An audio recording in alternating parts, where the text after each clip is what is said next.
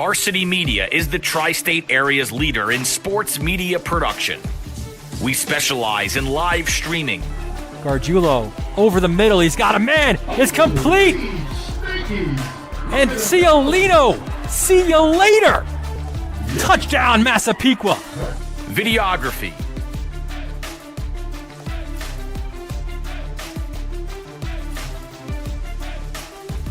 And photography. Covering all sports at all levels.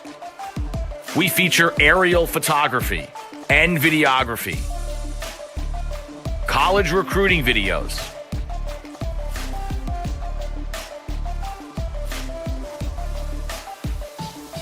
live streaming of games. Top of the key, Smith. Why not? Wow. Bang!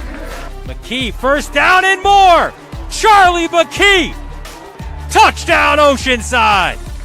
School events, graduations. Varsity Media is available to cover a game, a tournament, a season, or any special event. Talk to us a little bit about what went through your mind, how you prepared for that to run such a fast speed. Currently, spectators are limited at events. Let Varsity Media bring the event to your fans. Contact Varsity Media today for more information. Online at varsitymedia.net or by phone 516-403-2050.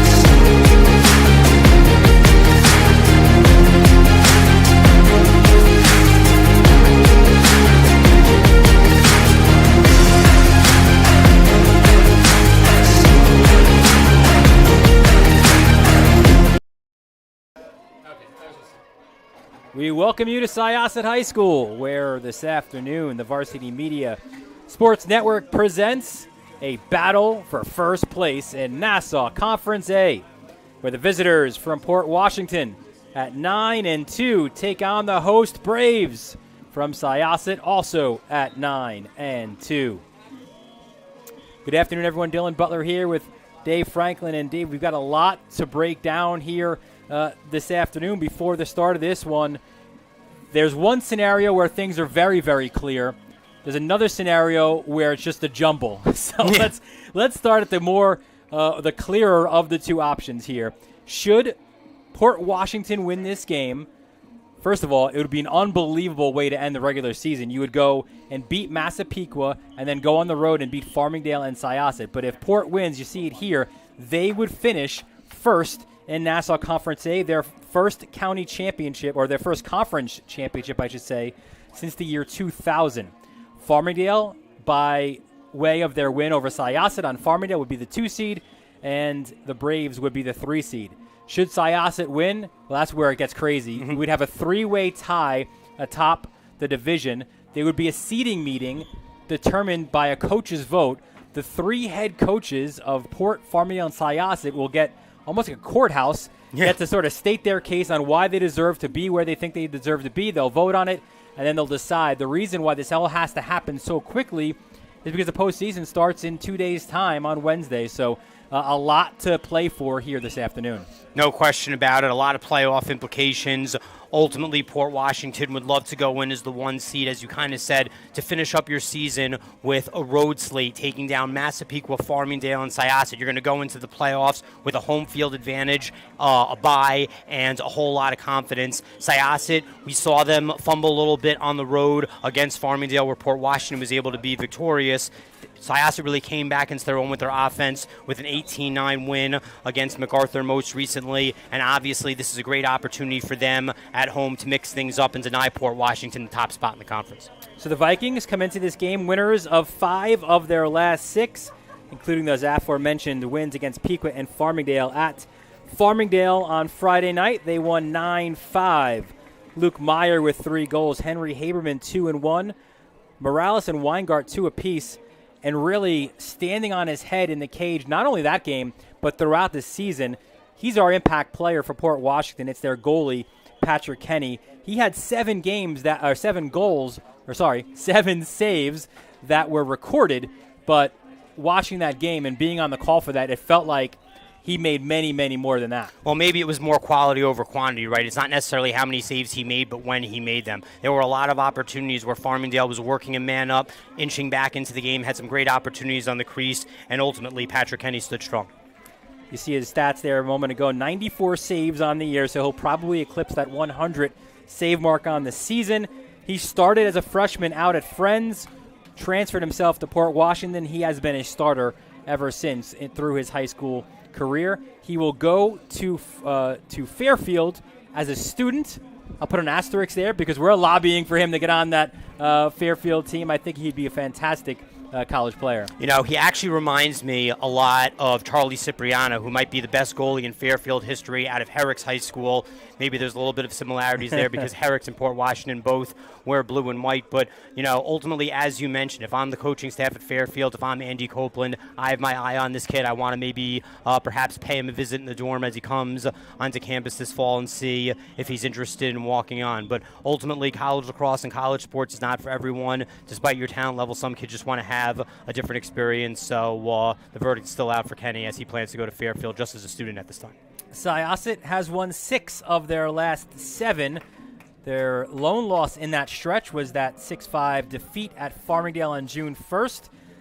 We've detailed a plethora of their attacking players, but since we're talking about goalies and impact players in the cage, why don't we just keep that symmetry going with Joey Greco in the cage for Syosset. We know that he will be a future collegiate player. He'll go to IMG next year for a PG year, but you see his stats there. Save percentage-wise, very, very similar to what we saw from Kenny. And another guy we've seen in some of the bigger games really, really impact the game in a positive way for Syosset. Yeah, for both of these teams at this level of Long Island High School lacrosse, to have a keeper who's saving over 65%, there's really nothing more that you could ask for. Really impressed with Joey Greco, tall frame goaltender, aggressive, likes to challenge the tuners. I really think that he's going to benefit over what ultimately happened with COVID and his decision to go to IMG. Not a lot of goalies stayed around, took a 5th year. There's only one goalie that starts, maybe only 3 or 4 on the roster. This is something that Nicky Greco could benefit off of next year after he goes on from his postgraduate experience at IMG Academy. We'll take a quick break for the anthem, come back with the starters in the opening faceoff. You're watching this Nassau Conference A showdown on the Varsity Media Sports Network. You're watching the Varsity Media Sports Network, the home for New York high school sports. Now is the time to showcase your skills for the next level. College recruiting videos help your athlete land a spot on the team and can save money on college tuition. Consider a professional video produced by Varsity Media. Our quality film and state-of-the-art editing will help your athlete stand out from the competition. We offer affordable rates and a quick turnaround. Contact Varsity Media today and book a college recruiting video. 516-403-2050 or online at varsitymedia.net. Are you settling for a boring live stream? Can't see the players' uniforms? No audio? Camera not following the action? Consider a live stream broadcast with Varsity Media. Our announcers help tell the story of your game. That was McCarthy. He's got. Oh, he's in. Touchdown, Farmingdale!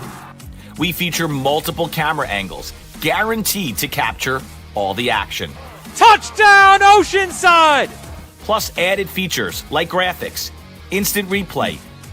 Yeah, the shooters are going to shoot here at Bethpage, and one of many threes on the day. Interviews, and more. It's your time to shine. And with Varsity Media, now you can. Contact us today and we welcome you back to Syosset High School. Dylan Butler, Dave Franklin here. We'll get you the starting lineups now. First for the visitors from Port Washington. And a unchanged lineup from their game against Farmingdale the other night. You've got an attack line of Weingart, Haberman, and Meyer. Haberman is the guy certainly to really eye on that one, Loyola commit, a junior. First midfield line of Jared Morales, Andrew Robinson, and John McCarthy. McCarthy filling in for Gavin Jacobson, who is injured. Your close D of Hudson Greenberg, Briggs Capabianco, and Matty Hillman. And we mentioned in the cage, Pat Kenny, the head coach of Port Washington. In his 6th season out of Overland High School in Aurora, Colorado, it's Isaac Neal. His connection to the area, played at Hofstra, stayed here, and continued on as a head coach. For the Braves of Syosset, their starters, a bit of a change there, where it's Alexander Buetti usually there. He's replaced by Adam Giovenco. Buetti will come out of the box. It's Garone as well on that attack line. First midfield of Nicky Accardo, Stadler, Di Stefani. Your close D, Jason Singer, Luca Catolo, AJ Zuleta. And in the cage, Joey Greco. The head coach is John Calabria in his 22nd season. Calabria, a 1989 graduate of Sachem High School. Really excited to see what Syosset does with this offensive midfield set, as we kind of talked about. A change in the attack with Buetti coming out of the box. He'll take Dylan Lefkowitz, the LSM, when Syosset does an offense. Joe Vinco, the lefty, goes down to attack. Coming off that Farmingdale game, both of their top scorers, Alexander and Buetti, did not get on the board. Calabria changed things up. He said, that can't happen. Our top scorers need to ultimately dictate our offense. Luca Accardo with the face-off win. He battled Elijah Edmonds. And here comes Alexander swimming around the cage off the back of the net. Ground ball scooped up. It stays with Syosset. Alexander needed one more extra step there to get a better angle to get that one on cage. Here comes that change that you were referring to. That shot also side of the cage. It's loose, and there is Kenny to pounce on it. Good outlet by Kenny. Decent defense from Port Washington to start, keeping the Syosset attack below GLE. Quick pass, kind of forced inside. Greco the steal. His clearing attempt, though, off a stick. Buetti does scoop it up, and he gets it to Di Stefani. Di Stefani lowers the shoulder. A bounce pass in front. That went off the mark, as getting hammered was Lefkowitz. Lefkowitz, the LSM, ultimately was on the crease on that one. Really impressed with what we're seeing out of Matt Freeman, the LSM from Port Washington. Plays with a bit of a chip on his shoulder, really aggressive. He really laid the lumber on Lefkowitz on that one. He was phenomenal in that win against Farmingdale. And now they get the clear, overhand shot, and that was blocked by Lefkowitz. Good job by Lefkowitz. Ultimately, Lefkowitz and Buetti have to be kind of on the same page when making their exchanges here. We saw Buetti actually be part of that clearing game before. Again, he's a natural attackman. Having number 9 on defense is not what John Calabria wants. Weingart gets it back in, and there's Jared Morales, 5. Plays catch with Andrew Robinson. Robinson, 6 goals, 2 assists on the year. Also part of the Port basketball team. He looks to dodge. He's got the short stick. Goes GLE. Now it's behind that X. McCarthy there. McCarthy turns, pops it back out. Sidearm attempt. Greco sees it the entire way. Haberman had the shot, and Greco has his first save. Good first save for Greco. Saw that one right away, all the way from the outside. Haberman is a triple threat attackman. He could dodge, he could create, and he has range from the outside, so he's not going to hesitate on opportunities like that. Buetti looks to dodge. Hands off. Pass into the crease. Those are so hard against this physical Port close D. If you get that ball into the teeth of the D, it's got to be as crisp as a pass as you can throw, or else you're going to get what you just got there, and a cause turnover and a clearance.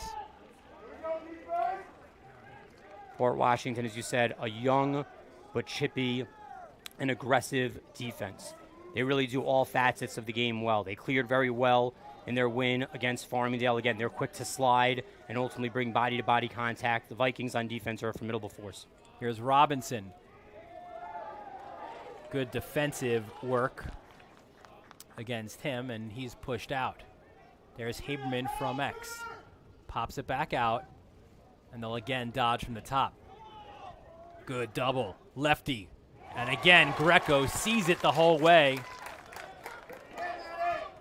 And there's the clearance. Great clear to Matt McPhee. I thought Matt McPhee, despite the fact that Syosset lost to Farmingdale, Matt McPhee was kind of an underrated player. He was hustling from end to end. He's a real Swiss Army knife at D-midi. He has speed. Again, he has a great stick. We saw the great outlet catch that he had there on Greco. But what a great start for Greco, our highlight player for Syosset, to make 2 clear saves early. Stick to stick, no bounces, no chippiness, no screens. Good start for number 13 in white. There's Stadler up top, hands off. And Nicky Accardo now.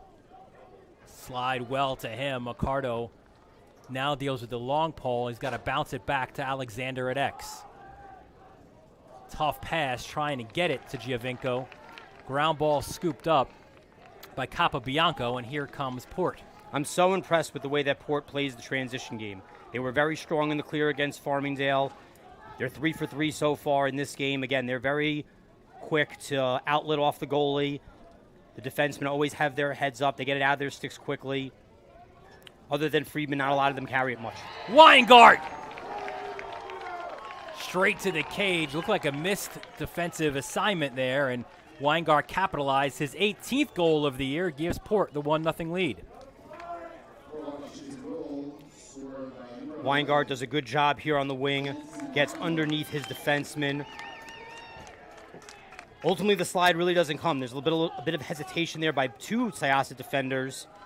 And then you see Jensen Weingart force the issue on the crease and get the first tally of the game for the Vikings. 3-sport athlete at Port. Basketball, football as well.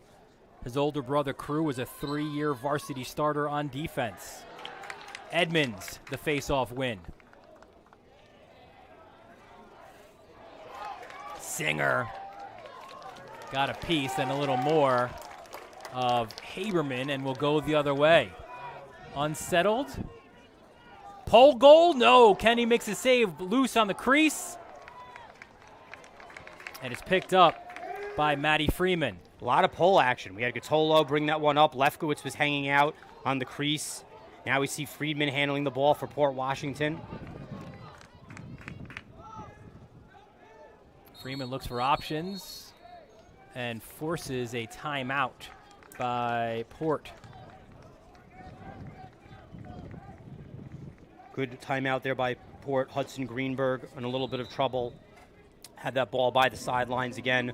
A lot of actions with the LSMs and the long sticks carrying the ball. As we said, Port Washington is very technical on the clear.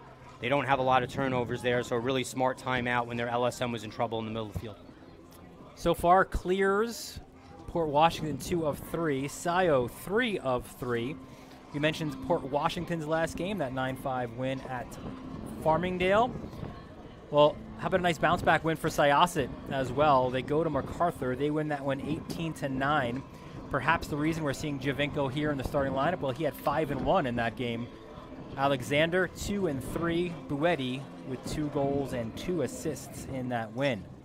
Yeah, I had a chance to speak with John Calabria again about the Farmingdale game and how that kind of played into his strategy going up against the MacArthur Generals as well as today's game against Port. He just simply said, against Farmingdale, Buetti and Alexander, neither of them had a point, and we just can't have that happen. Those are, our catalysts on offense. They dictate what everyone else does. So Syosset decided to change things up a little bit.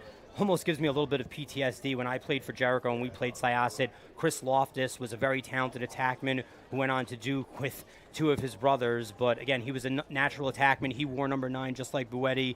And then later on in the season, when Syosset played Farmingdale and us, they started to run Loftus out of the box. So Calabria doing something a little bit similar here. Again, coming off of that loss to Farmingdale in a game where Buetti and Alexander both failed to get off the score sheet. Giovinco, the lefty, comes down to play as a natural attackman. Now we're seeing Buetti exchange at the midfield for the LSM, Dylan Lefkowitz. So off the timeout, Port Washington attempting to make it 2-0 here. There's Robinson up top. He's got McPhee on him.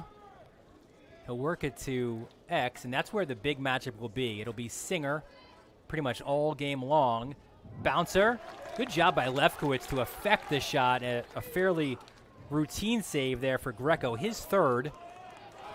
But the clearance failed, their first of the game for Syosset, and it stays with Port Washington. Yeah, poor clearing pass there by Gage Chiquito, who's ultimately starting in place today for A.J. Zuleta for Syosset. Ultimately, it was Chiquito who got a little bit exposed there on the goal by Weidengarten, and not strong on the clear there either. Oh, what a save by Greco, denying that attempt by Morales. Morales played great against Farmingdale. He's such a dynamic dodger. He could beat you outside. He could beat you inside. He could shoot with both hands. Well-placed shot on this one. Low and away, just hits the pipe.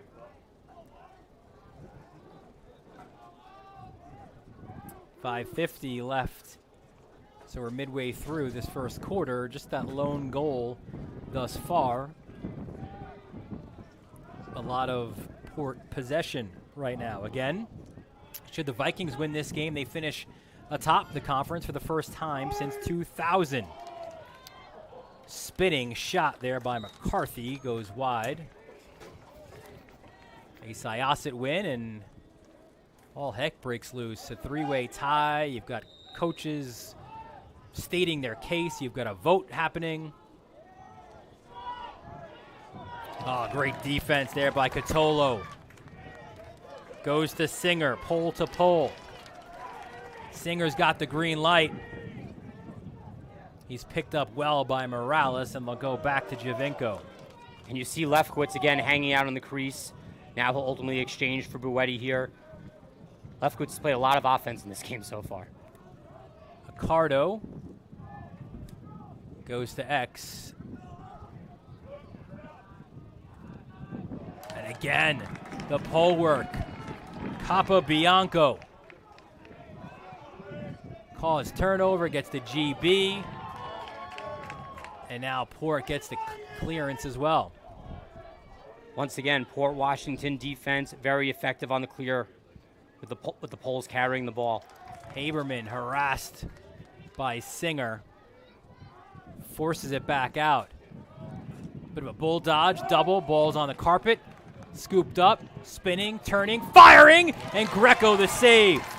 Good job by Greco to stay back in his crease on that one. There was a lot of chaos in front.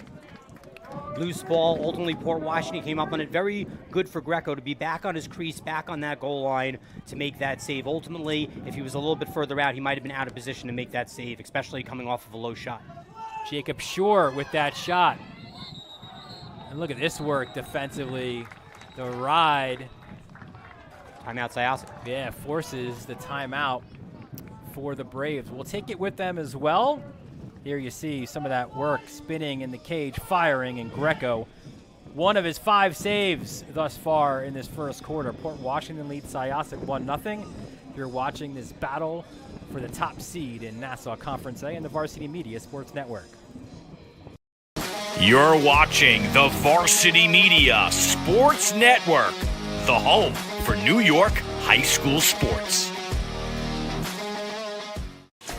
Now is the time to showcase your skills for the next level. College recruiting videos help your athlete land a spot on the team and can save money on college tuition. Consider a professional video produced by Varsity Media. Our quality film and state-of-the-art editing will help your athlete stand out from the competition. We offer affordable rates and a quick turnaround.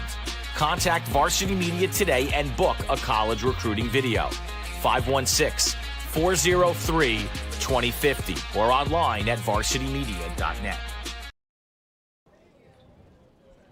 We welcome you back to Syosset High School, and that guy, number 13, already has 5 saves on the day, does Joey Greco. So that save percentage and those save numbers will increase. He's been the busier of our 2 impact goalies thus far, and after some, you'd say, routine saves where he was able to see it, he's made a few really big saves as well since. Flag down. Syosset started the ball with A.J. Alexander up top to just kind of bull dodge it through the midfield line. They draw a slash there on Port Washington. Free play for Syosset. DiStefani switches again. Lefty shot, and what a save by Kenny. GB's picked up. It stays alive for Syosset. Stadler hands off. There's Buetti. And now the flag is down, and we'll get the call. That was a really great save by Kenny there. He's a really fast, dynamic, twitchy goalie. He's very, very good at getting down on his legs when he needs to make split saves like that. We saw him do it in that crucial man up against Farmingdale, and he does it again right there. 2 big saves for Kenny to ultimately end out that set. Uedi had a nice little hitch and go. Our friend Keith Cromwell, he said that was his favorite move back at Rutgers, but that was probably the easiest save that Kenny had to make. That one was high to high. Well, we expect him to be tested here with this man-up opportunity, first of the game for either team. They try to get it to the crease to Accardo. Great ride, and it's Alexander. Yep, you just want to reset and slow it back down right now. You didn't really get a good look. Ooh. Oh, what a look by Alexander, trying to find Giovinco. Giovinco's calling for a deflection on Port Washington. He's not going to get it.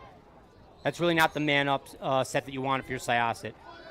Uedi with a bad pass toward the middle, got knocked down by the Port Washington defense. Great ride by Syosset to get it back, but A.J. Alexander forcing the issue. He definitely did have Giovinco open on the left side there, but ultimately had a lot of time to take advantage of the power play, which he ultimately forewent. Which is now up, so we're even. Port kills it, and there's McCarthy getting pushed, forces it back to X. That's where Haberman is, the junior bound for Loyola. Cuts inside a Singer, spins it back to his left, kicks it up top. 2:20 left in this first quarter.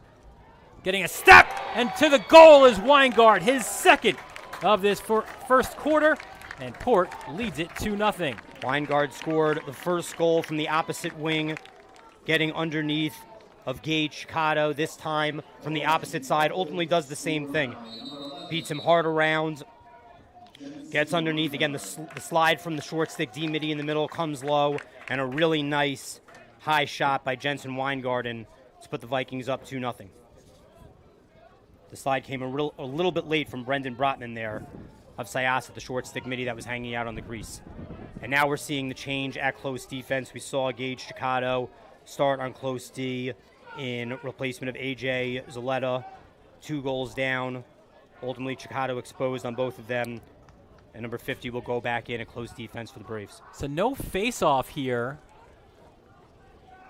And I think the official was saying something about, like, taunting, I think, after the goal. Looks like number 22 is going to have a penalty. You're exactly right. We should have an unsportsmanlike penalty on John McCarthy here, and Syosset will possess. Oh, nope, and they're letting McCarthy out of the box now. So,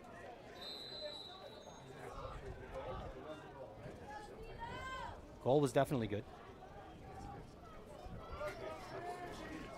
Well, no face-off. DiStefani has it.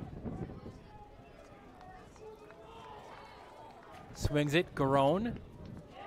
And again, the Poles, they just intercept everything. It's Matty Freeman.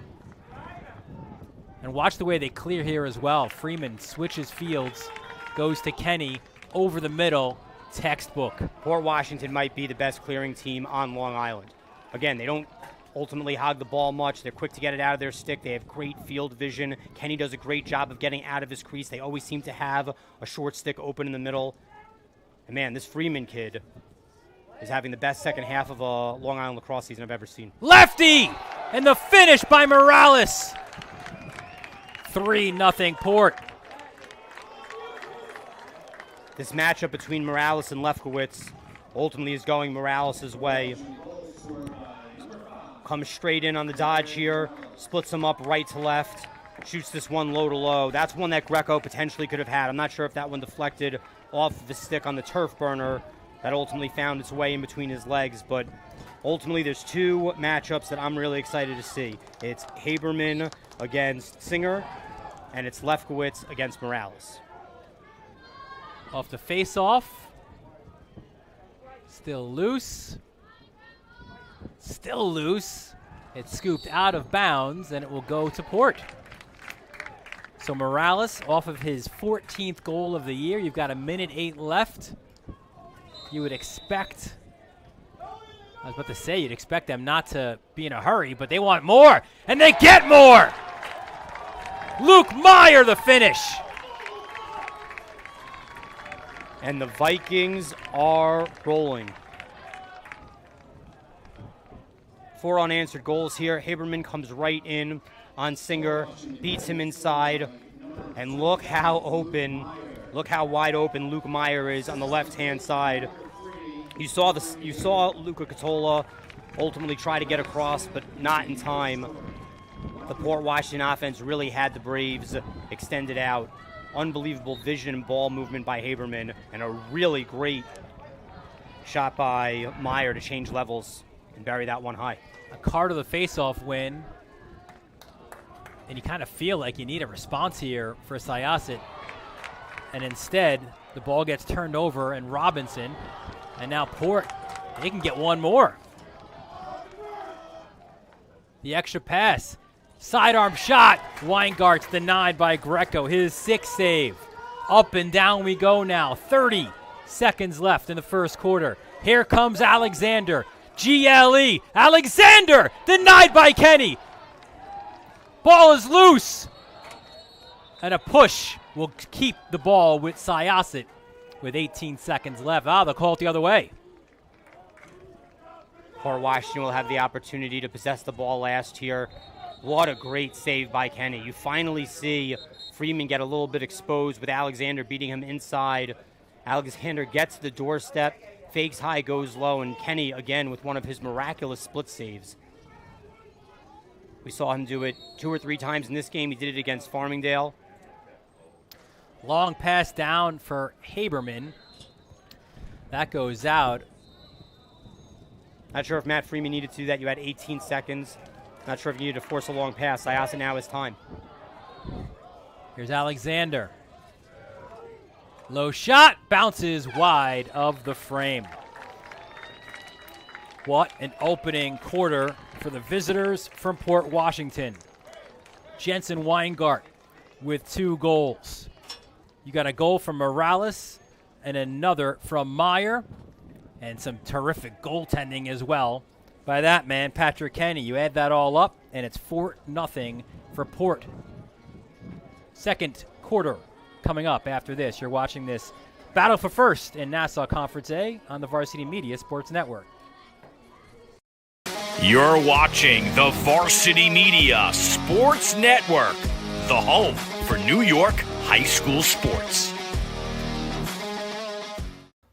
Are you settling for a boring live stream? Can't see the players' uniforms? No audio? Camera not following the action? Consider a live stream broadcast with Varsity Media. Our announcers help tell the story of your game. McCarthy. He's got. Oh, he's in. Touchdown, Farmingdale! We feature multiple camera angles, guaranteed to capture all the action. Touchdown, Oceanside! Plus added features like graphics, instant replay. Yeah, the shooters are going to shoot here at Bethpage, and one of many threes on the day. Interviews, and more. It's your time to shine. And with Varsity Media, now you can. Contact us today and book a live stream broadcast with Varsity Media.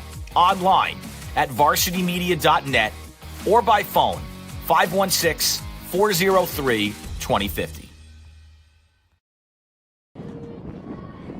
We welcome you back to Syosset. Here's a look at some first quarter stats. And you can see there the turnover number 2, that's 4 for Syosset. Port really doing a good job of capitalizing off of those turnovers. 8 ground balls for Port as well. You can see the saves as well. That was just before that last scrum, if you will. So you add 2 more saves for Kenny, but it all adds up to a very, very good opening 12 minutes for the visitors. Yeah, it should go in the books as 3 saves to start the game for Kenny, but kind of as you said in the last game, it seemed like he made a lot more than 3 saves, right? Ultimately, he gets quality stops at really important times. You see that he wears the sweatpants. That's not a coincidence. He likes to get low. He likes to get dirty on the turf and use his knees to make saves, and he's been doing a lot of that. Again, if Port wins this game, they finish atop Nassau Conference A. They will be the 1 seed, and little bit more clarity as we would leave Syosset High School. Edmonds with the face-off win. Farmingdale would be the 2 seed. Syosset the 3. We already know the 4, 5, 6. The 4 is Massapequa. The 5 is Oceanside, a failure to advance. We'll go the other way. And the 6 coming up from that Conference 2 is Plainview JFK. So it'll be top 2 seeds get a first round bye. You'll go 3, 6, 4, 5. The only one of those matchups right now that we definitely know is Oceanside going to Massapequa in the 4-5 game. Good job by Coach Calabria there to have a lock-off call off of Port Washington's face-off win. There's a really good matchup right now with Buetti and the short-stick defenseman for Port Washington, Anthony Belomo. Buetti, again, a natural attackman that they're running out of the box today. DiStefani, swim dodge to the net. Hit from behind. And they'll call the push, right? Yes, they will.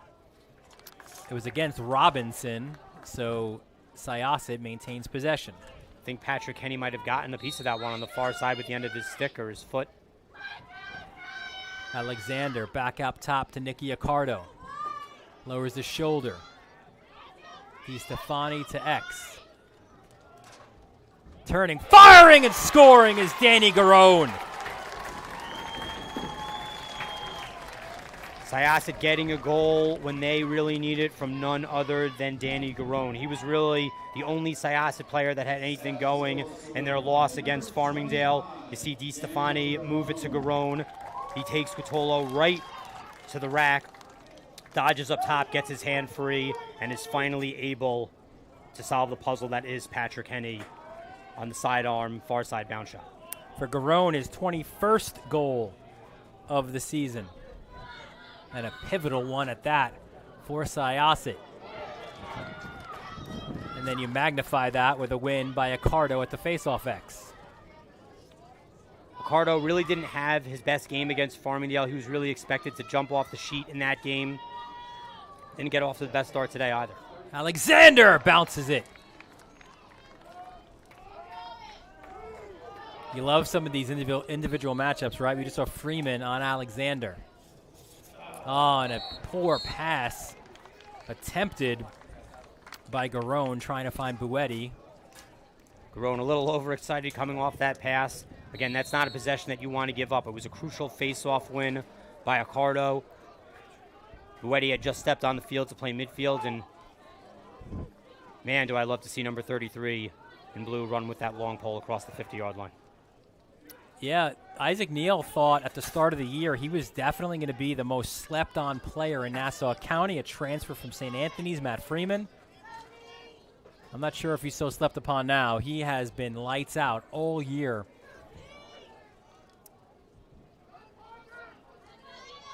Bouncer, and Greco makes the save. Morales with the shot. Nice save by Greco there. Parker Needleman was the short stick defensive midi for Syosset, who had that tough matchup with Morales. Does a good job of keeping him at the perimeter. Another big save for Greco. And there is Buetti up top. With the short stick. Hands off to Alexander. He's got Freeman on him. Works off the pick. Alexander! The save by Kenny. His fourth. An aggressive ride. But look at Kenny! Look out! Alexander sends him into the bench. But now Freeman has it. Unfazed is Port Washington on this clear attempt. Freeman loses his lid, loses his stick, and the whistles blow. I said it once, I said it again. Port Washington might be the best clearing team in the country. Look at this. Good ride by Syosset to knock that one loose. Kenny out of the cage, such a fast, versatile athlete, gets into a little bit of trouble, does a great job of working it back to Greenberg, who makes the quick outlet to Freeman, who of course brought it across the 50 before he got his helmet knocked off. I think Kenny had about a half a second to realize, Alexander's right here. I'm gonna be joining the Syosset bench in a moment. That's the look you want for Giovinco on the left side. A.J. Alexander hanging out at X, matched up against Freeman now. Alexander is drawing fire from all levels. He's seen Capobianco. He's seen Freeman. Accardo lowers the shoulder. Turns, pops it back out. Dodging there is Di Stefani, gets doubled. Spins out of trouble to Buetti. And again, Buetti with the short stick matchup. Went wide of the mark, and again, there's Freeman. And look right away, quarterbacking things. Freeman under duress, taken away. Kenny's out of his cage. Here comes Alexander. Garone picks it up, and that advantage it looked like Syosset had is now gone.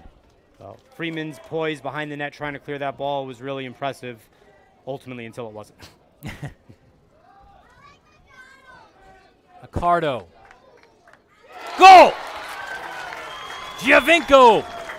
And here comes Syosset, back-to-back for the Braves, has cut their deficit to 4-2. Again, Coach Calabria knew what he was doing when he moved Giovinco down to attack. He's a very talented left-handed shooter. You see them spark the dodge on the alley. Giovinco ultimately finds an open spot into the front of the cage, approaches the ball, and then fires that one, changes levels to go sidearm lefty and beat Patrick Henny. Patrick Henny, again, trying to do his patented split save. The 34 in white gets that one past. Giovinco, his 11th of the year. The assist went to Accardo. Nick Accardo, that is. His younger brother Luca there just won another faceoff.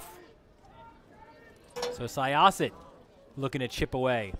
And that's one that Freeman's going to really want back. Ultimately, that is a result of the failed clear when he was hanging out on the end line. He had an opportunity to goose that one down the field, throw a bit of a Gilman, but again, good ride by Syosset to get the turnover behind the net and get a good offensive set for a goal. Luca Accardo stays on. Good slide his way. Giovinco switches it. Spinning there. Go on extended. Good off-ball movement right now for Syosset. Turning, backing up is Giovinco. He's got Hillman on him. Wants a screen. Gets it from Accardo. There's a pass. Goal line. Kotler! Goal! And what a ball game this is becoming. Port Washington was up 4, and Syosset is just slowly but surely working their way back in. Kotler, the NESCAC-bound Connecticut College Camel. Giovinco, who scored the goal earlier, ultimately is the catalyst here. He moves it to the attackman. And what a great job here by Kotler to catch that one and in motion, jump and turn for the shot. And that'll also be a nice assist for Matt McPhee, yeah. the D-midi for Syosset. So Kotler is 4th of the year. Procedure, which gives Port the ball back, and hate to say it, a cliche here halfway through. Timeout for Port Washington, but it feels like it's a tale of two quarters here, right? Where Port came out flying. They scored all of 4 of their goals in that first quarter, and now Syosset has answered with 3 in a row and looking like they've gained momentum now. You know, what's interesting to me is that in the Syosset-Farmingdale game, we kind of saw a similar bit of a slugfest boxing match, and then Farmingdale started to pull away, capitalizing off of the mistakes that Syosset was making, really in a lot of restart situations. Not necessarily the same scenario, but Syosset is getting themselves back into this game by capitalizing on mistakes, and for the first time that we've really seen, really get their offense into a groove. It might not be with Alexander and Buetti, but other guys like Garone and Giovinco and even Matt McPhee are stepping up, moving this ball around. If number 36 and number 9 are going to absorb a lot of heat from what is a very, very talented and likely underrated coming to the season Port Washington defense, other guys are going to have to step up. But again, Coach Calabria told me in the pregame they're not going to have a good result today if 36 and 9 are kept completely off the board the way they were against the Dailers. You just saw there on the bottom of your screen, shots 5-1 in this quarter for Syosset, so the tables have turned, and Syosset, they're doing a much better job in this quarter of just keeping the ball on offense. Some of those passes in the first quarter were forced. Yep. They were off sticks. They were unforced turnovers. Yep. It's hard enough to play against the poles of Port Washington without making your own errors. They didn't even move the ball well in that man up that they had. So for them to get into an even strength situation here and find some more rhythm is great. Here's Haberman. What a look! Bouncer, though, wide of the target by Robinson. We talked about Haberman being that triple threat. He's such a dynamic dodger. Similar to Morales, he'll operate from X opposed to Morales, who's more of a midi who's going to operate up top, but he has so much speed and such great vision, he'll hurt you from anywhere. Weingart spins inside. He'll wave He that off. stepped in, so no goal, and we'll go the other way. Coach Cromwell from Manhasset will tell us the Port Washington defense likes to operate from behind the net. They like to drive to the right side and try to force the defense up. Lefkowitz! Kenny with the save. Ground ball scooped up by Garone. Lefkowitz, the Haverford-bound LSM, does not get the goal there, but here's another example of a Syosset possession coming off of a mistake by Port Washington. Alexander to Buetti, and yes, there is the flag nearly hitting Buetti on the head. So free possession. Lefty, low to high. That shot over the net. Giovinco thinks he gets 3 points for a field goal there. So too many men on Port, so Syosset will have their second man-up opportunity. They're 0 for 1. Yeah, one's on the Port Washington coaching staff. A little bit of a substitution error. You see Lefkowitz get inside, force the issue, does a good job of changing hands. He tried to bring that back short side, and Kenny makes a nice save. But Syosset will continue to possess. They'll be man up here. 1 goal away from tying this up. They have the momentum. They have a little bit of momentum edge, mental edge. Let's see what Alexander and Buetti could cook up. Garone from up top to Alexander. Back to Garone. Giovinco, quick movement around the perimeter. Tough pass to Alexander and off the stick. Another unforced turnover on the man up for Syosset. These Port Washington Poles are doing a great job of extending and getting their sticks in the passing lanes, getting their stick on the glove of the guys making the pass. Again, in a man-down situation, you want to be more relaxed and into your zone, but love what you see out of this aggressive Port Washington defense, especially Cobo Bianco and Freeman. So pass to Morales intercepted. Here comes Catolo. He hands off. Alexander spins, turns, righty shot wide of the mark. Lucky that Syosset got that back. Not necessarily the best job in formation of replacing behind as Alexander was dodging from the wing there. We are even, so 0 for 2 on the man-up opportunities for Syosset, but the Braves can still tie here on this possession. Buetti off the screen to Alexander. They have been working together for years. As sophomores, the 2 leading scorers for Syosset. Alexander, a great job affecting that shot. I believe it was Freeman again. Talk about the chemistry between Buetti and Alexander. Buetti does a nice job of setting a nice on-ball screen there to free Alexander up. Behind the back, and again, Freeman, the block. Chasing it down, scooping, looking for it. Buetti can't get it. Still loose. Freeman spins. Oh, that's a dangerous pass by Freeman, but it gets the Capobianco, and here comes Port. Robinson slings it. That pass off the stick, though, of Belomo. But there into the steady hands or stick of Haberman. He's working on Zuleta. Now the double comes. Haberman turns. Saved by Greco. Back we go the other way. McPhee with space. McPhee high and over the net. Like what I see there from McPhee, but he really had Alexander naked at the point. He did a good job of blowing by his defense, but McPhee is a D-midi. Syosset was in perfect formation on the fast break. Alexander was wide open on the top left-hand side of that point. It could have really forced a dangerous situation. Again, McPhee's really not your best shooter. Those eyes got wide, though, right? Open space. D-midi wants the goal, man.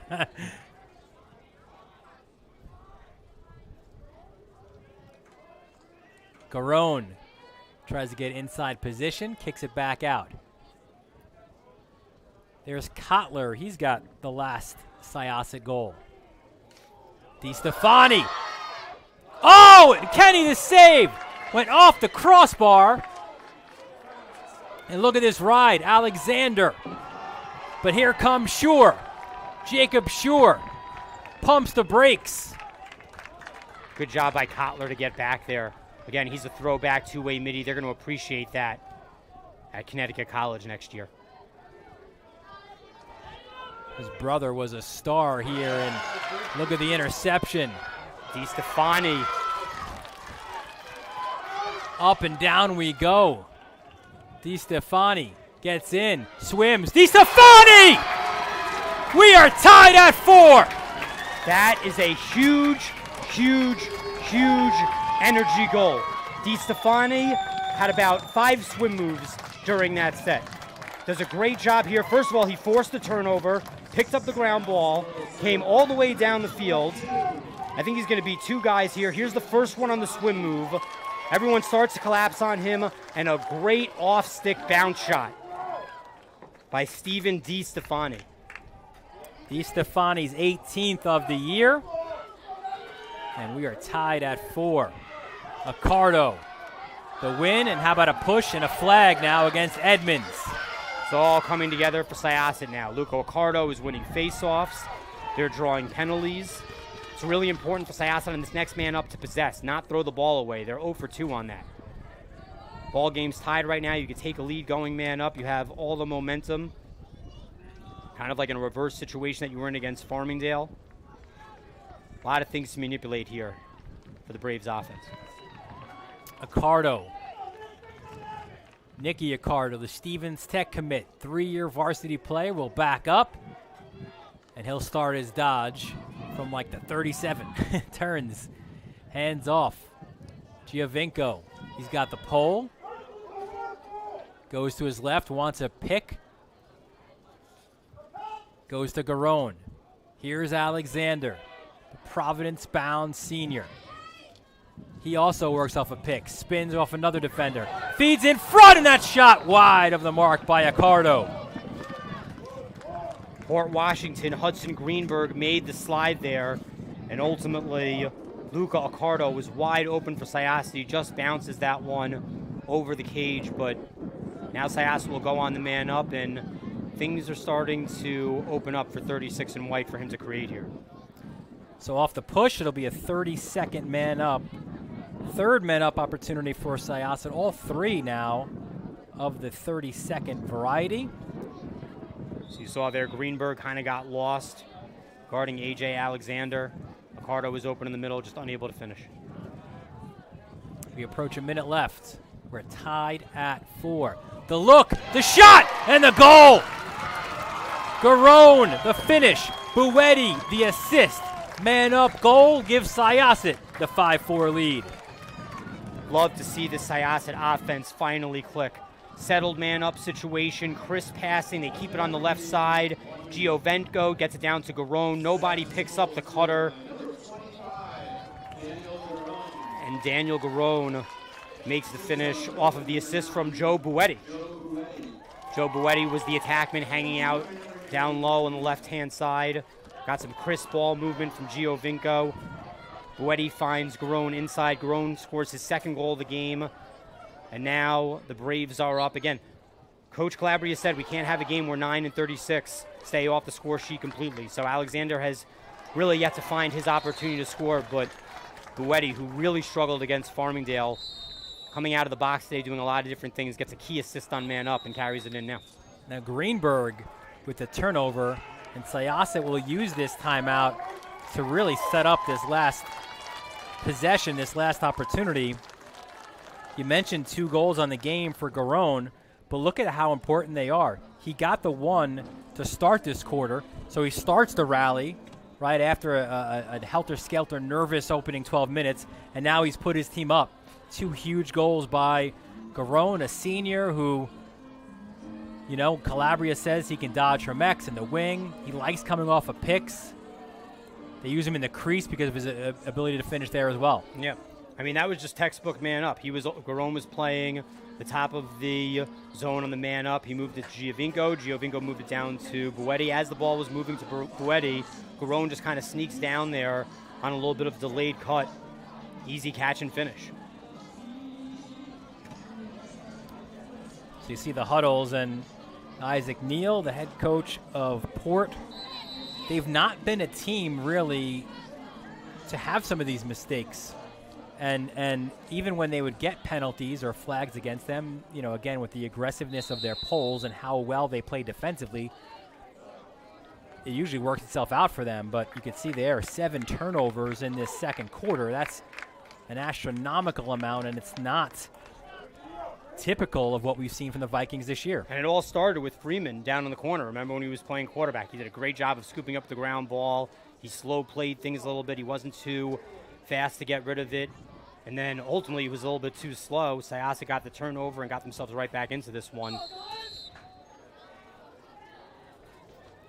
So here's Stadler off the restart. It's Alexander with Freeman taking some pokes. Alexander works, lowers his shoulder. No slide. Alexander spins, pops it up top. Buetti! 6 straight goals for the Braves. They lead this one 6-4. And there's the dynamic duo. Alexander to Buetti. Buetti just got his first point of the game on the assist to Garone. And you see Alexander here kind of rock the Port Washington defense to sleep. He gets to the wing. He turns. The Port Washington defense sloughs in. Buetti's wide open up top. Has an opportunity to catch with his right hand, switch to his left hand, and fires that one high to high over Patrick Kenny, and Syosset is up 6-4. Off the face-off. Picardo gets it. So Syosset should be able to at least get one more shot off at Kenny. 13 seconds left. And Catolo wanted to take it himself. Perhaps a little ill-advised. Here's Haberman! And is that a momentum killer or what? Luca Catolo is going to want that one back. He had a good opportunity to get rid of that and a few different opportunities for Syosset to really close that one out. Ultimately a turnover. Unbelievable job by Anthony Belemo to pick up that ground ball. Quarterback-like vision to find his wide receiver, Henry Haberman, in a breakaway opportunity. And we'll go into the second half in a situation where Syosset should have a 2-goal lead right now. Belomo's first assist of the year, Haberman's 33rd goal of the year. That came with 1 second left in the third quarter. The only goal Port scored in the second quarter, and it was a big one there as well. Syosset, though, will go into halftime with a 6-5 lead. We'll get you some first half stats, some highlights as well, and of course the start of the third quarter. It's a battle for first in Nassau Conference A, and you're watching it right here on the Varsity Media Sports Network.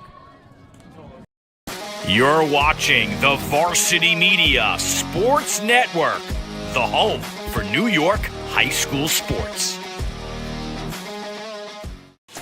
Now is the time to showcase your skills for the next level. College recruiting videos help your athlete land a spot on the team and can save money on college tuition. Consider a professional video produced by Varsity Media. Our quality film and state-of-the-art editing will help your athlete stand out from the competition. We offer affordable rates and a quick turnaround. Contact Varsity Media today and book a college recruiting video. 516-403-2050 or online at varsitymedia.net.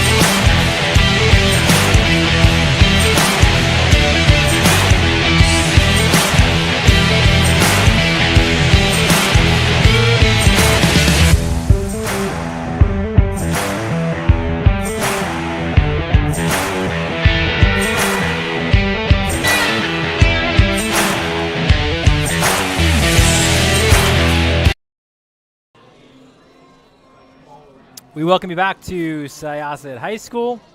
Dylan Butler, Dave Franklin, halftime here, and it felt certainly like a tale of two halves where it was all Port Washington in the first quarter, or a tale of two quarters, I should say. Port Washington, 4 consecutive goals. They led 4-0, and then Syosset responded with 6 straight before that late one by Henry Haberman. You see the stats there, ground balls, fairly even, right? Saves, fairly even. We thought they'd be 2 impact players. Even turnovers and the face-offs are similar. Look at the shots, though, by Syosset. 27-16, 19-4 in that second quarter. That's impressive. And that just kind of revolves around Syosset ultimately capitalizing off of the mistakes of Port Washington in that second quarter. We talked a lot about how Port Washington is probably one of the best clearing defensive teams in all of Long Island, but Syosset has a very strong ride. They were able to take advantage of some opportunities. This was a great goal here. We talked about how A.J. Alexander and Buetti have to find each other to make an impact. Man-up opportunity. A.J. Alexander rocks the defense to sleep on the wing.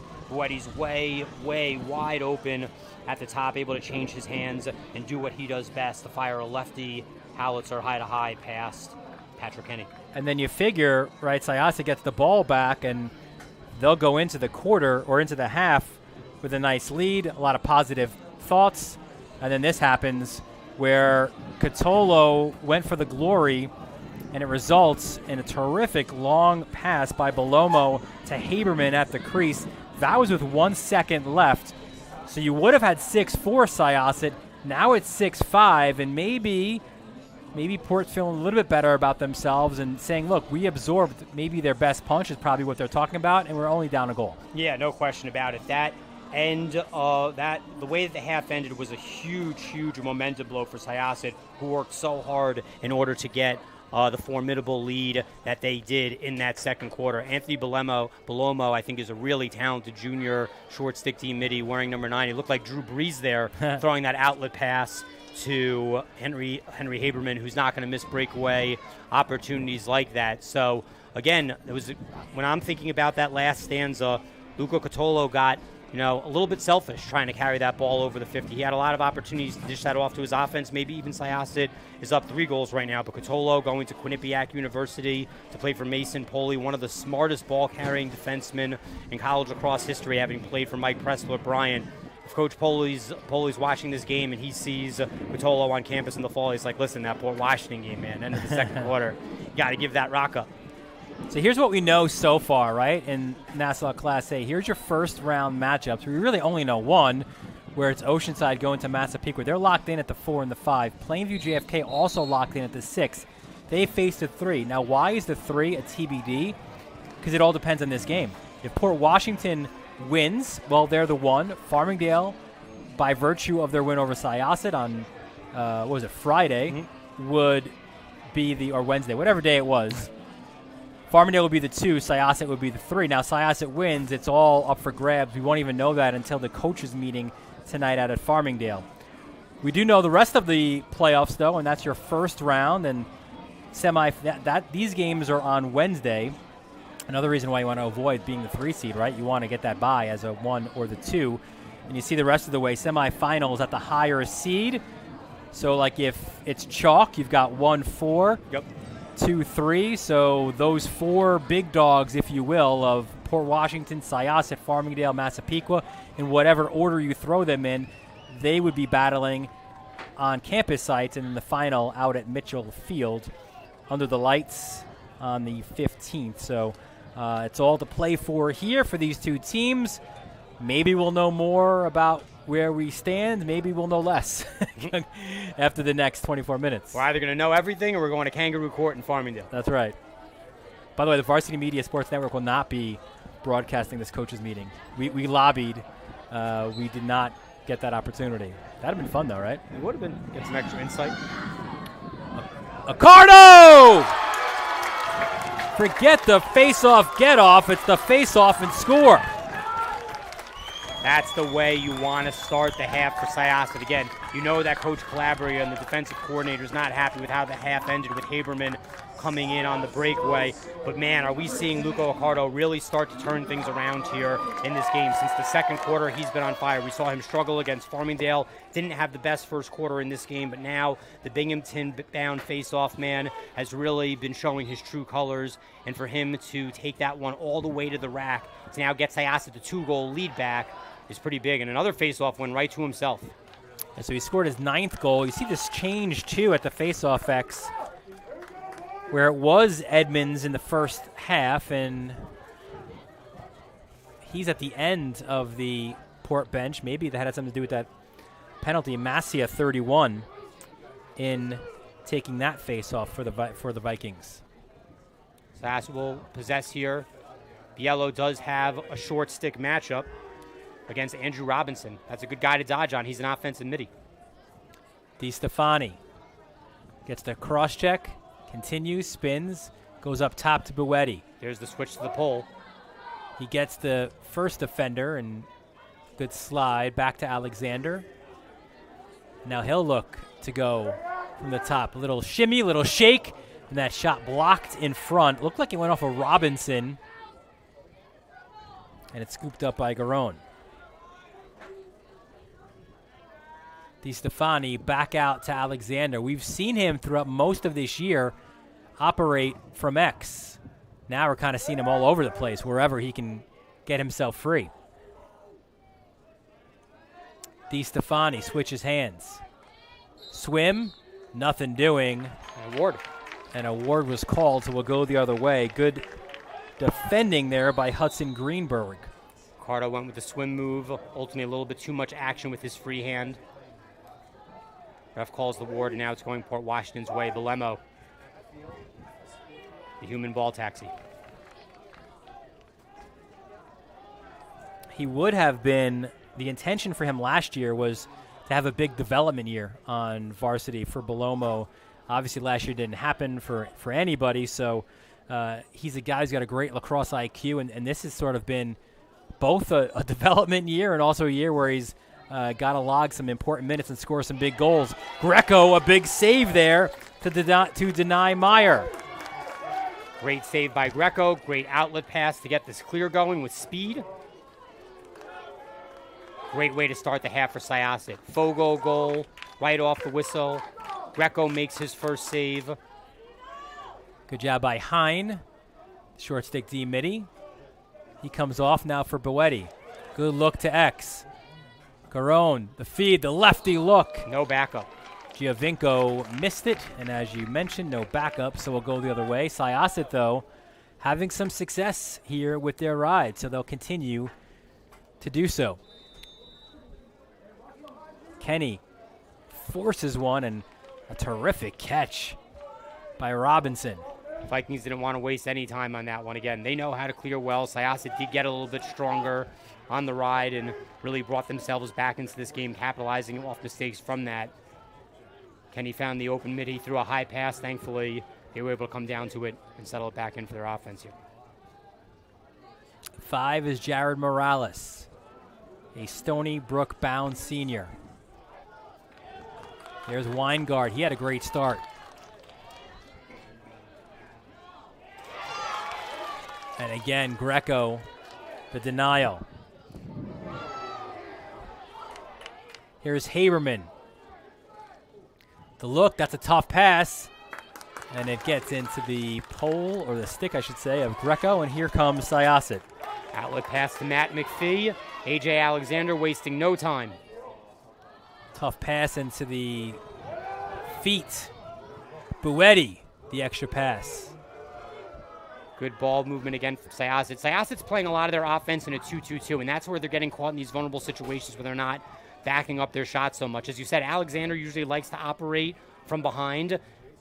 Coach Calabria is really moving him around a lot, dodging him from a bunch of different spaces, and it's actually really weighing on Matt Freeman, tiring him out a little bit.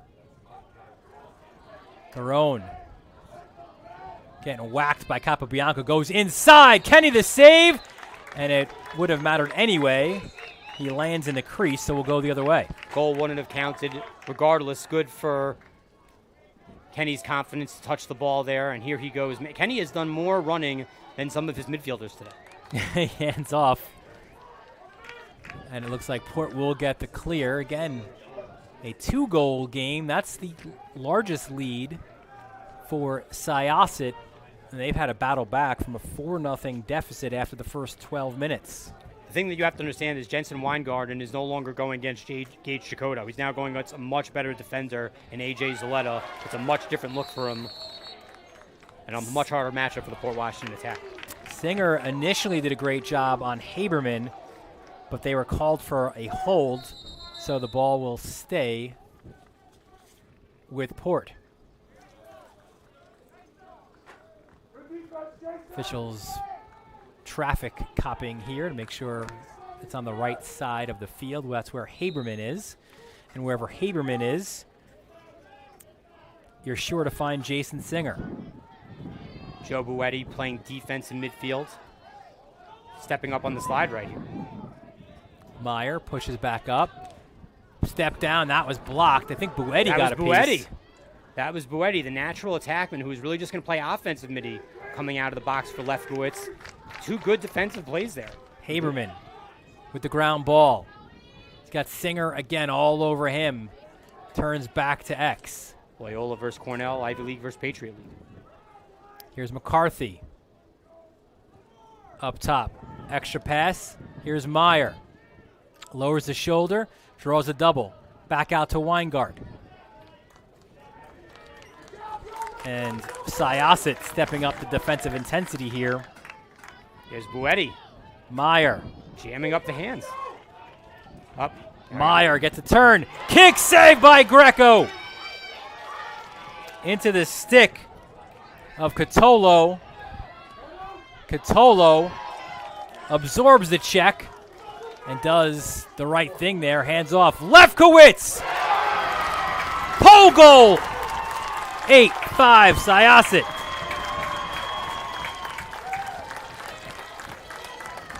For an LSM, Lefkowitz is not going to be fast to get off the field. He likes to cross the 50 and bury himself on the crease. You see in transition here, Alexander does a great job of getting open at the line.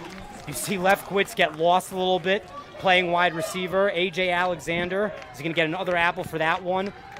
Lefkowitz took the ball to the cage a few different times, even had a few opportunities to score right on the crease when Syosset was figuring things out in transition. And what a great pole goal there from the talented Devin Lefkowitz, who will play for the Haverford Black Squirrels next year. How about, too, you had Garone making the run, right? So now, if you're Kenny, you've got to think, is the pole going to come at me, or is he going to hand off to Garone? You would have assumed, or certainly the more high percentage is Garone at the post, and maybe Kenny thought that as well, and Lefkowitz kind of surprised him there. It's something that Syosset could ultimately exploit. Remember, Singer's a shooting threat as well. He scored a nice goal against Farmingdale. We've been talking a lot about the handiwork of the Port Washington defense, but Syosset's got players as well. That's a save by Kenny. Right into his stick. Accardo had the shot.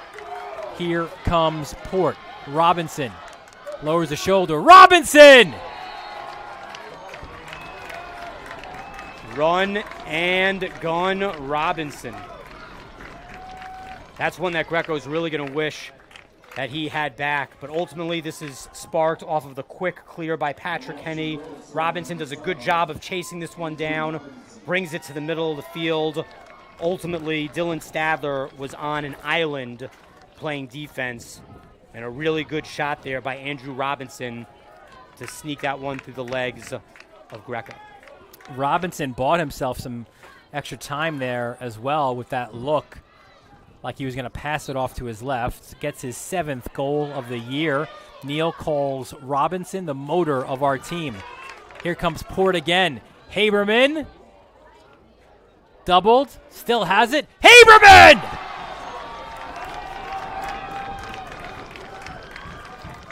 What a game of swings this has been. Edmonds comes in to take that face-off for Port. Keeps it dirty in the midfield. The Port Washington midfield is able to get it. Haberman, again, such a dynamic dodger. Draws heat from 2 defensemen. Ultimately gets underneath A.J. Zaletta. And a really nice bounce shot for the future Loyola Greyhound. Haberman's second of the game, 34th of the season. Back-to-back goals by Port has the Vikings within one. Edmonds versus Accardo. Accardo the win. Edmonds the hack. The push. Good hit, side to side. Not called. Haberman. He's locked and loaded. Singer stalking out to him. Syosset fans aren't going to like that one. Sean Cassidy, really good move as a D-midi to square up his body, make a clean hit side to side. Morales, that was easy for Greco, the bouncer from distance. And we go the other way. Looks like that shot by Morales had lost some speed coming off the bounce of the turf. Greco was able to see it, and now the Syosset offense will start clicking its cylinders again. Figure some passes probably right, just around and get everybody more familiar. A lot of Port possession here. DiStefani fakes, draws a double, and that one looked like he intended to get it to Ethan Kotler, but off the mark and kind of harking back to that first quarter now. Yeah, he kind of got distracted. Matt Hillman actually slid up from the crease, and he thought that he had an open man down by the corner. There was a bit of a screen there, wasn't able to see it, and the errant pass goes out of bounds. Here comes Kenny again. Bounces it upfield. That one also off the mark. Chasing it down. Syosset ball. And it will be Syosset ball. So there's the Carolina ride by the Syosset Braves. Complete shutoff, forcing Kenny to bring that up to the midfield. Tried to throw a thread-the-needle pass to his attackman, but gets out of bounds, and Syosset gets it back. Brendan Brotman brings that one in. Brendan Brotman and Matt McPhee really don't get their numbers called as much as they should. They're really strong in transition for Coach Calabria's squad. And Brotman, a lefty, kind of more of that two-way midi, senior. He's got one goal on the year. Jack Hine, also good in that position for them. Yeah, we've seen a lot more of Hine this year than Brotman. And here comes Stadler, the sophomore. Stadler! Some ill intentions with that shot. Backup was there, so the Braves maintain possession. 2:30 left in this third quarter. Dylan Stadler, the sophomore water bug, sometimes gets exposed a little bit on defense, but he can create on offense for sure. Alexander. Freeman on him. Alexander backs him down. Turnaround shot and a goal! Alexander!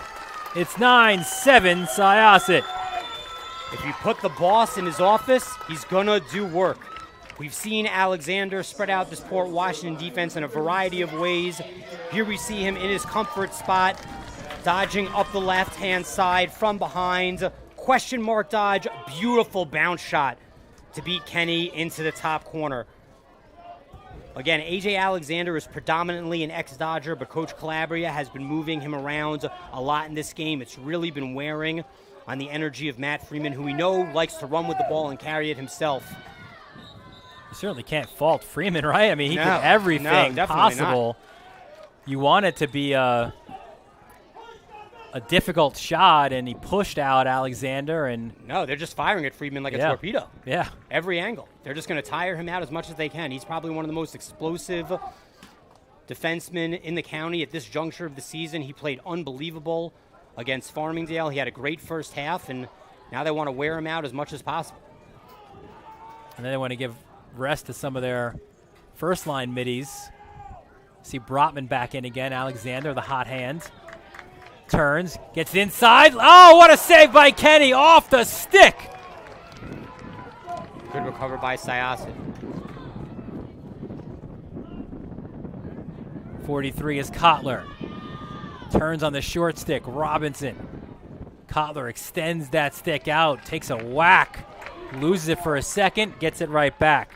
16 is Alex Vavona. And there's Capa Bianco with the intercept back to Kenny.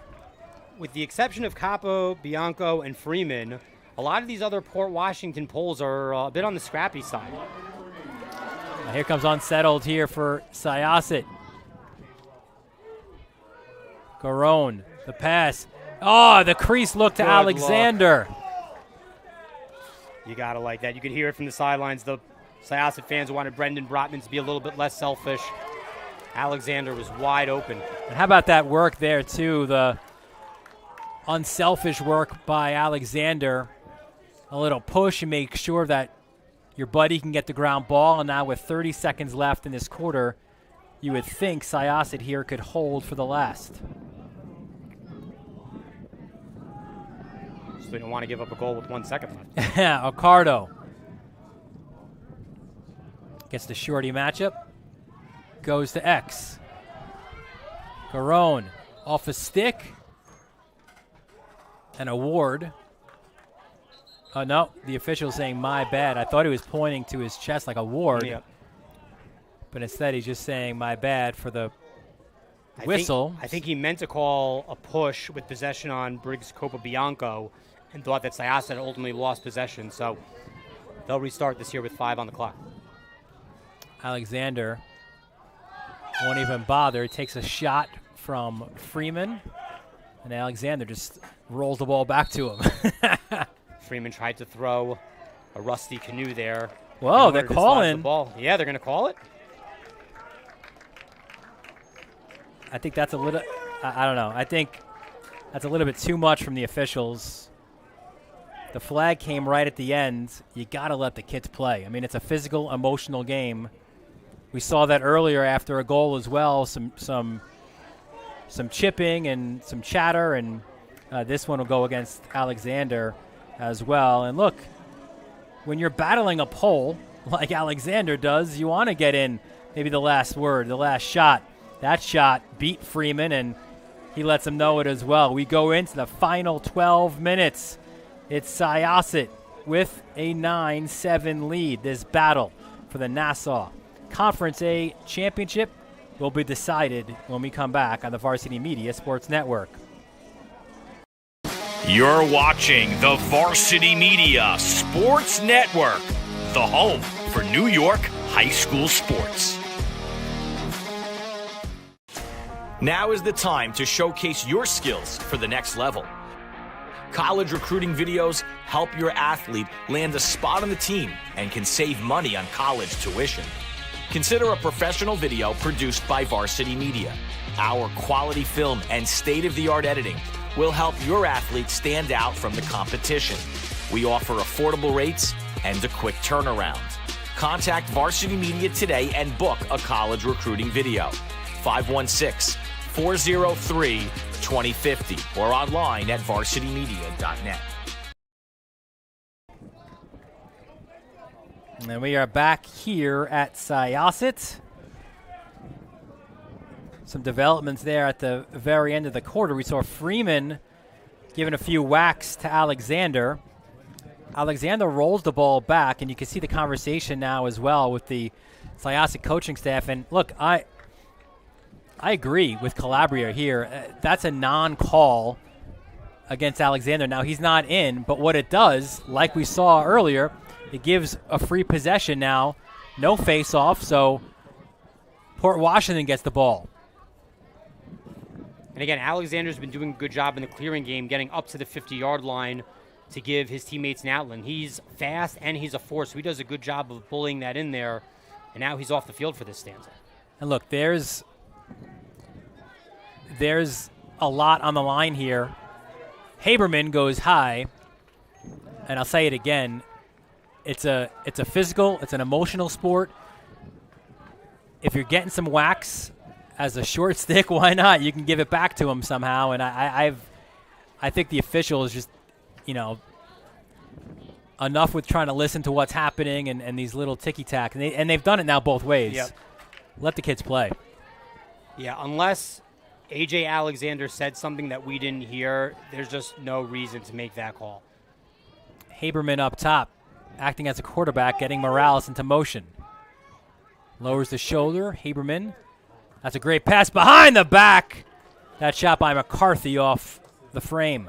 I like the creativity. Haberman had a good matchup there. He was able to shed off Kotler and was going against the short stick, Matt McPhee. Here's Weingart. He had the hot hand early. He's cooled since.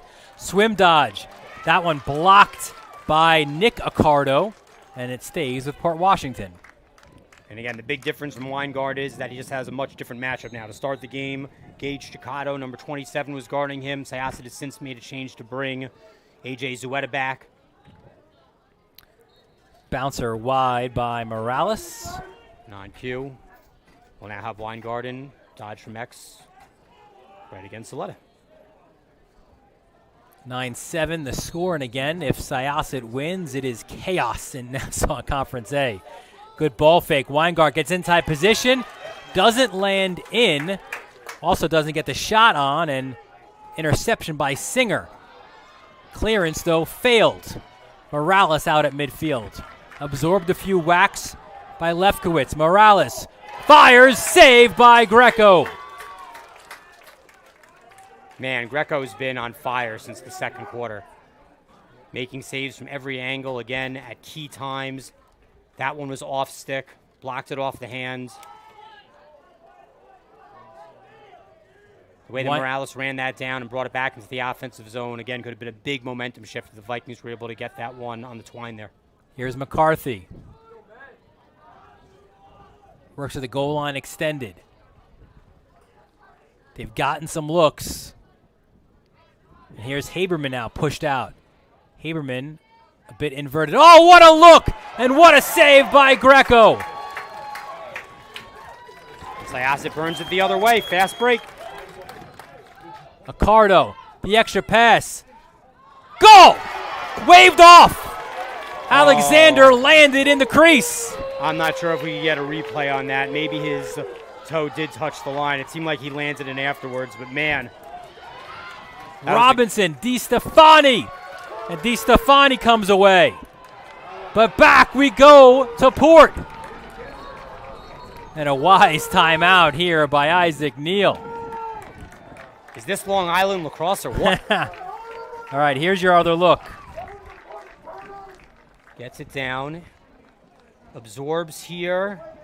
Oh, I think he's already in there, right? Yeah, I think his toe is on the line before he releases the ball. I think that was a good call by the refs.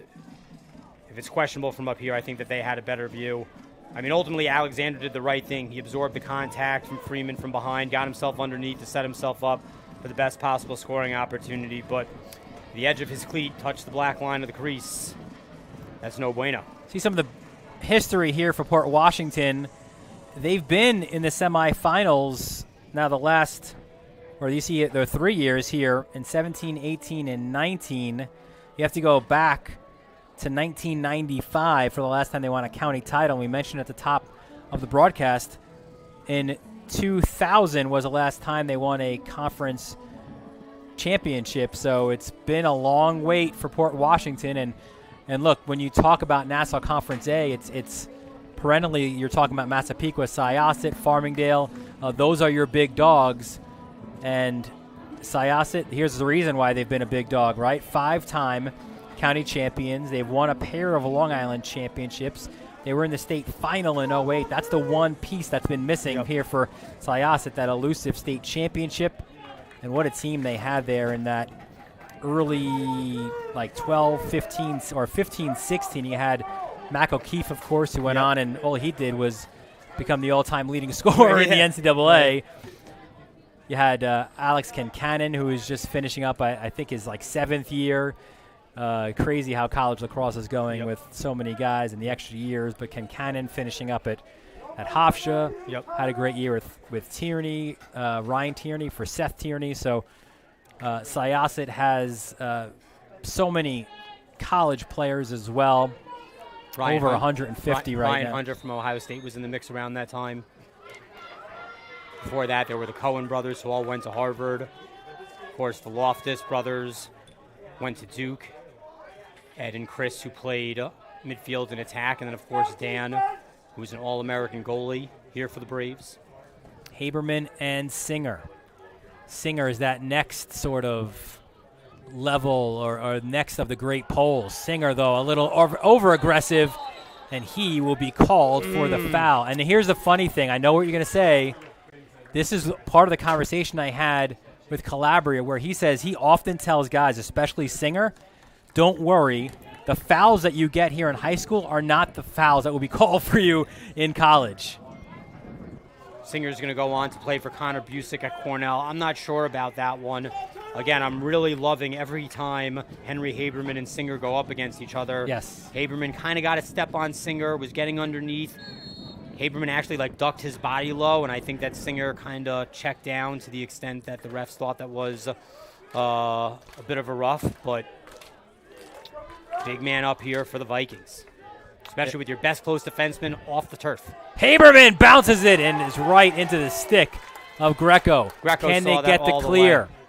Greco saw that all the way. Good outlets to Leftwitz, who has some confidence. Oh, Haberman, you'll love it, doing the work on the other side of the ball. And a timeout, Syosset. I don't even think they had the ball. Yeah, I'm not sure about that. I agree. I like what I see from Haberman there, trying to get that man up back and chasing it down. Here we see the exchange at X. Get it to Haberman. There's no screen here whatsoever. Again, we know that Haberman likes to shoot from range, but Nicky Greco saw that right away to make that off-stick low save. Yeah, looking at that again, you kind of want, you see Lefkowitz coming in, you kind of want Haberman now to switch to his left and now attack, right? Yep. Here we'll see it again. Now watch how Lefkowitz 7 comes in on Haberman. Haberman, I think, has a chance here. You swing it left. Yeah. And now you've got a little bit more of a lane, and maybe you even force the other pole out and hand it off to GLE. Yeah, if you go to your left and you're splitting up the guy that you have on you, and then Spencer Newman was coming in on the slide. Again, that could have created an option from the pass. The only other thing that you could have done is, again, Coach Cromwell's favorite move, the hitch and go. Hitch into the shot that we saw him take and then come out of it and increase his angle and then maybe utilize a screen from the top of the zone. But to hang out on the wing, again, that was a hard and well-placed shot, but for a talented goalie like Nicky Greco, who's going to see that from range, even though he had to move his stick offside, he's going to make that stop for sure. Greco, 13 saves, you see it in this game, and we highlighted both goalies, and you can see why we did that. Both have been outstanding here today. We saw a lot of Kenny early, and we've seen more of Greco as this game has continued on.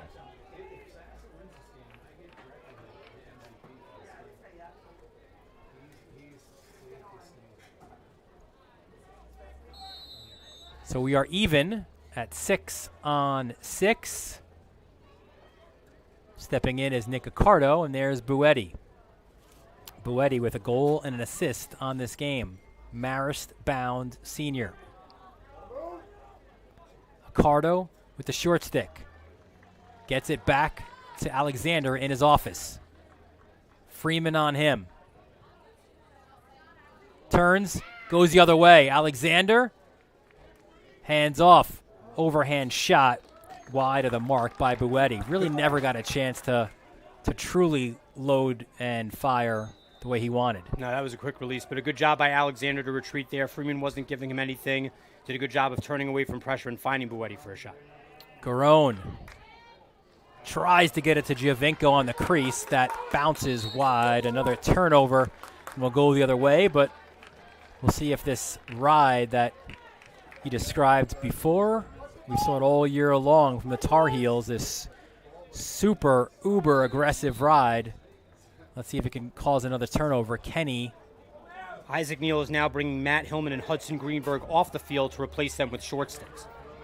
There should only be 2 poles on the field right now for Port Washington. So now a short stick's going to stay back, and they'll have to exchange from there. That's number 12, Andrew Robinson. So you'll see Andrew Robinson now release Matt Hillman, who'll come back in on close defense. And Jacob Shore, the senior attackman, got the clear. Here's Weingart on Zuleta. Oh, what a look, and the finish in front. The dunk by Shore. And we are within 1, 9-8. Weingart had 2 nice goals to start the game. He likes to operate from the wing. Really nice apple here. Does a good job ultimately seeing over his defenseman. Caught Greco out of position. You see Greco is kind of hanging out. 1 foot in the crease, 1 foot out, trying to potentially cut off a pass to the middle. And Jensen Weingart just exposes the situation to bring Port Washington back within one. Shore's 8th goal of the year, Weingart's 7th assist. Edmonds can't get the GB. Neither can Accardo. A push from behind. And it will go against Edmonds. And here comes Syosset. 15 was Jack Hine. Good for him to rush that in on the restart. Again, that was a scrappy play. Buetti blocked in front. And it's Kenny. Comes away. Rushes. What a catch again by Robinson. Robinson's had a few of those one-handed catches today. He kind of looks like the Michael Jordan jump man, reaching up for Kenny's clearing passes sometimes. So now Port has the ball with a chance to tie as we're approaching the midway point of the fourth quarter. Morales to Weingart. There's a look. Haberman gets crushed. Ball stays alive, though. It's McCarthy. Great slide by A.J. Zaletta there. Up top to Weingart now. Weingart spins on Zuleta. Shot. And another save by Greco, his 14th of the game. That shot was placed right into the midsection of Greco. Again, no screen coming off the turn. The Braves keeper's going to eat that one up. Goal! Kotler! His 2nd of the game, and that lead for Syosset extends back to 2. D3 to D3. Nick Accardo, the future Stevens Tech Duck, walks into the zone. Great vision here to find Kotler open, who does a great job of catching this with his right hand and putting himself in shooting position. Stevens Tech Duck to Connecticut College Camel. And Syosset is once again back up by 2. How about the job, too, by Lefkowitz, where he makes a run into the alley, and now you've got to respect him. Yep. So it opens up space for Kotler to get that finish. Another future D3 star going to Haverford College. The D3 kids are getting a lot of play in this stanza. But you're absolutely right. Lefkowitz scored a goal earlier. He's shown himself to be a threat offensively. That's the benefit of burying your pole in transition and getting him on the crease.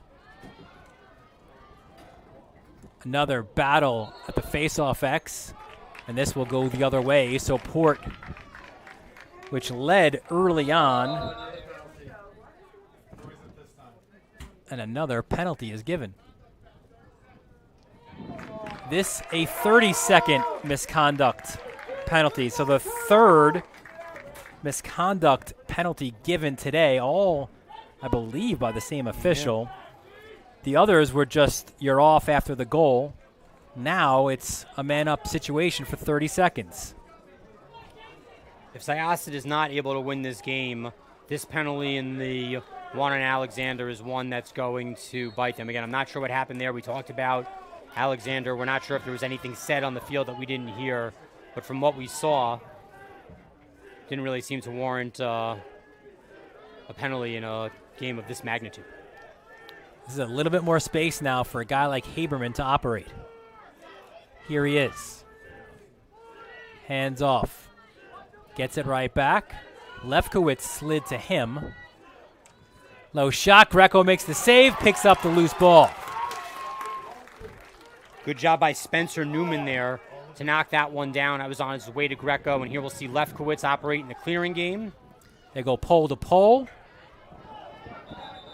Lefkowitz lost a glove. Someone lost something. Yeah, I think Lefkowitz lost his glove, yep. Lost his glove. Kind of a fortunate situation. He was kind of hung up being double teamed on the sideline, dead ball situation, and now they'll just put it into the stick of Buetti. Buetti will draw the pole. And we are 6-on-6 as well. So Hudson Greenberg will now draw Buetti. Matt Hillman and Hudson Greenberg, again, not the biggest defenseman, not exactly like those football players that you see at Farmingdale, but they're fast, they're scrappy, they bite ankles, they have unbelievable stick skills. They're a big part of this Port Washington clearing game, which we know is one of the best in Long Island, and they have stood the test of time against some really physical offenses. Good duck under there by Di Stefani, and Capobianco affects Boetti's shot. Race for the ball. You'll love the hustle by Kenny, but it's won there by Garone. Good on the refs there to let Kenny Yes. get back in the net.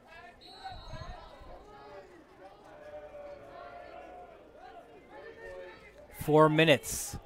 It's a 2-goal edge. So you're not yet at the point where you've got to get Kenny out as another defender, but you certainly expect Port Washington to be aggressive here defensively.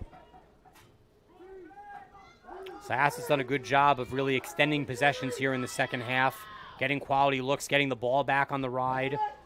Typically not the best at backing up shots, especially in this game, but they could really control this last 4 minutes and dribble this one out if they're able to maintain the rock. Accardo swims up top now to Alexander. Works off a Boetti screen. Alexander takes a slash in the back by Freeman. Pumps the brakes. Dances at X. Alexander still has it.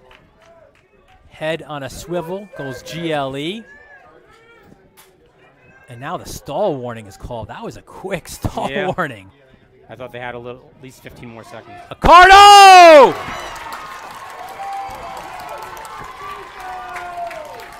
The ref put the stall on, and Accardo put the green light on.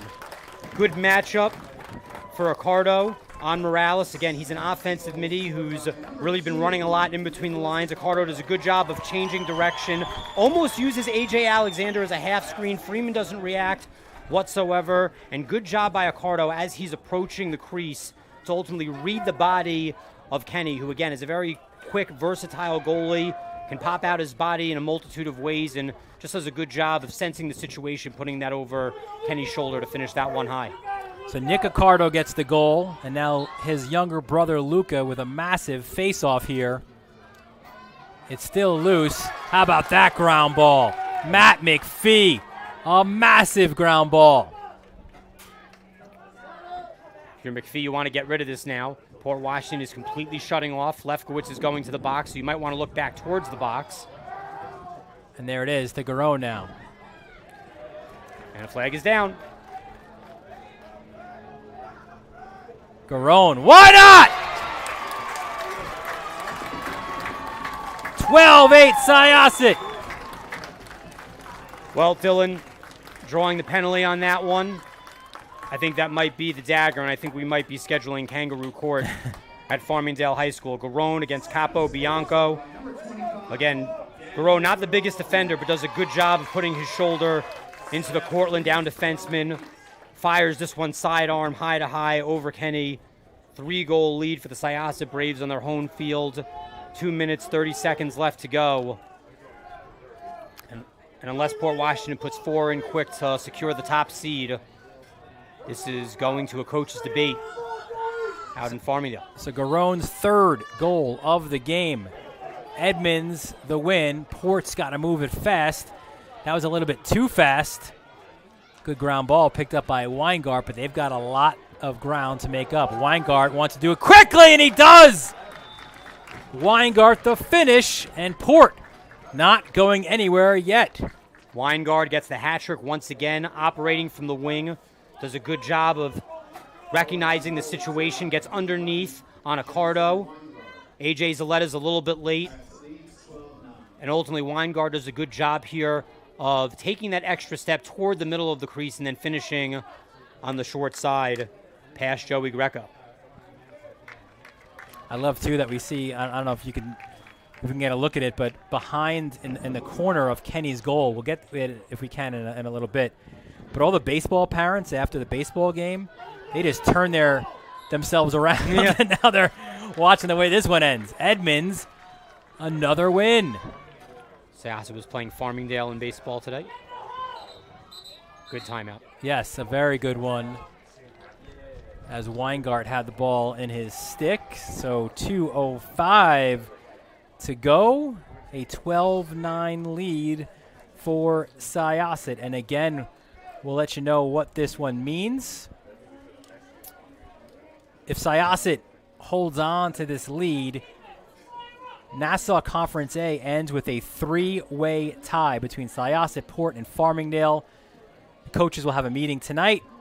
The head coaches of the 3 teams will state their case on why they feel they deserve to be where they should be, and then we'll know who the top 3 seeds are. And it's interesting because you've got 3 different teams who have now all beaten each other, which is why there's not like really a tiebreaker among the 3, right? Because if you've got Farmingdale beat Syosset, but Port beat Farmingdale. Yeah, that's exactly what I was about to say. If you ask our opinion, what are we going to say? I guess I would maybe give the advantage to Port because they beat Farmingdale on the road. I don't know. Yeah, they are. Baseball parents just turn. You get a good vantage point from field level of the way this game will end up. Yeah. But again, top 2 seeds get a bye, which is why those 2 are so important. Whoever ends up in 3rd after that coaches meeting, if this result holds, they'll have to turn around right away, play 6th-seeded Plainview JFK on Wednesday. They'll be home for that. Oceanside will go to Massapequa. That's the 4-5 game. And then you got the semifinals, also at campus sites, and then the championship game will be played out at Mitchell Field. We have a Long Island championship again this year, which we're very thankful for. That'll be out at East Islip Middle School. And that home field advantage is very important. You know, Coach Calabria said in a perfect world he would really like to see Farmingdale back here if the stars align. But, you know, Coach Calabria has said we've just had issues getting off the bus. You saw it against Farmingdale. I would love to host a playoff game here and take advantage of that in Syosset, New York. So would Calabria then go to the meeting and lobbying for himself. the 2? Yeah. The look in the crease, off the mark. Accardo swims out of trouble, takes a bounce. A great pass upfield to get the clear, and there is McPhee again. Smart for McPhee not to take that one into the cage, right? Yes. He had the angle. He'll just coast this one out behind the cage. He's going to draw 2 guys now. And he loses it. Kenny also came out as that extra defender. They'll go pole to pole ahead for Freeman. Freeman looks for help. Oh, it's another look trying to find Robinson, but Wide instead he open. finds Weingart, and he scores! Nice assist for number 33. Not sure if that was the receiver he was looking for. I'm telling you, Port Washington is throwing some really exciting long passes in this game, and now they're back within 2. Freeman. Sometimes Freeman could scare us when he holds the ball too long, right? Ultimately, Alexander would not have been able to cross the line to bring that one down, but the pass ultimately goes over the head of Andrew Robinson. Weingarten is there, 4th goal of the game. He's for got Jensen 21. Weingarten. Yeah, he's got 21 in the year now, and what a massive face-off. 117 left. These guys have been pretty even throughout the day, Edmonds and Accardo. Wings come in as well. Most of the face-offs we've seen here decided by a ground ball after a scrum. A little push. Timeout, Syosset. And a timeout called by Syosset. So they'll get possession off of that with a little more than a minute left in this one. We thought this would be a battle that would come down to the wire, and I had a conversation actually in the parking lot with Isaac Neal before this game, and he's a positive guy.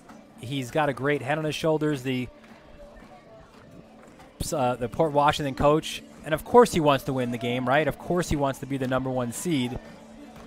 But he said regardless of what happens today, what a great experience for his team to go into the playoffs where you go to Massapequa, you're home from Massapequa, you go to Farmingdale, you go to Syosset.